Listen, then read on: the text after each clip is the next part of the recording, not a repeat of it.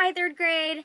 Miss Kelly here today reading another chapter of Sideways Stories from Wayside School.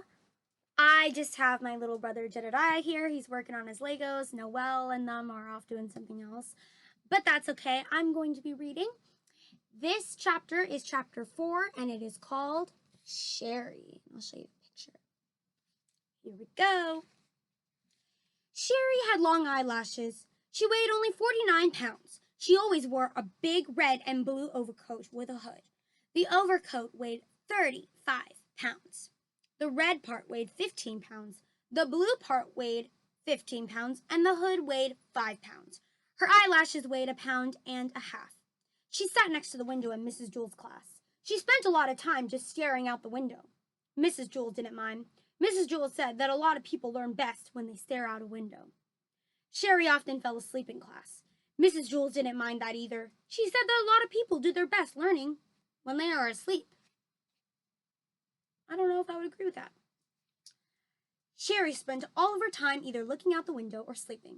Mrs. Jewell thought she was the best student in the class. One afternoon, it was very hot. All of the windows were open, yet Sherry still wore her red and blue overcoat. The heat made her very tired. Mrs. Jewell was teaching arithmetic. Sherry pulled the hood up over her face, buried herself in the coat, and went to sleep. Mrs. Jewell, said Kathy, Sherry is asleep. That's good, said Mrs. Jewell. She must be learning something. Mrs. Jewell continued with the lesson. Sherry began to snore. Mrs. Jewell, Sherry is snoring, said Kathy. Yes, I can hear, said Mrs. Jewell. She must be learning an awful lot today. I wish the rest of you could be like her. Sherry began to toss and turn. She flapped over on top of her desk and then rolled over on top of Kathy's desk. Then she rolled back the other way. Kathy screamed. Sherry rolled out the window. She was still sound asleep. As you know, Mrs. Jewell's class was on the 30th story of Wayside School, so Sherry had a long way to go.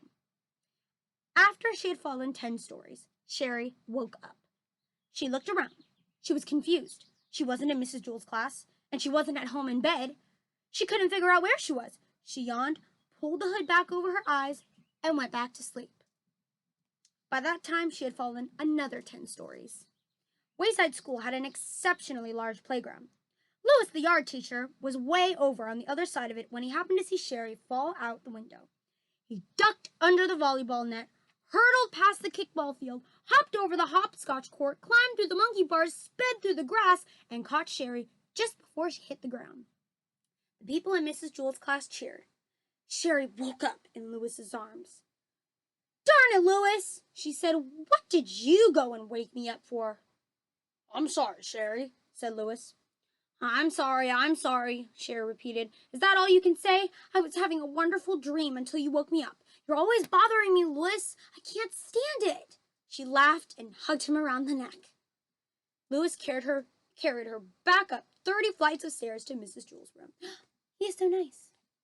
That evening, when Sherry went to bed, she was unable to fall asleep. She just wasn't tired.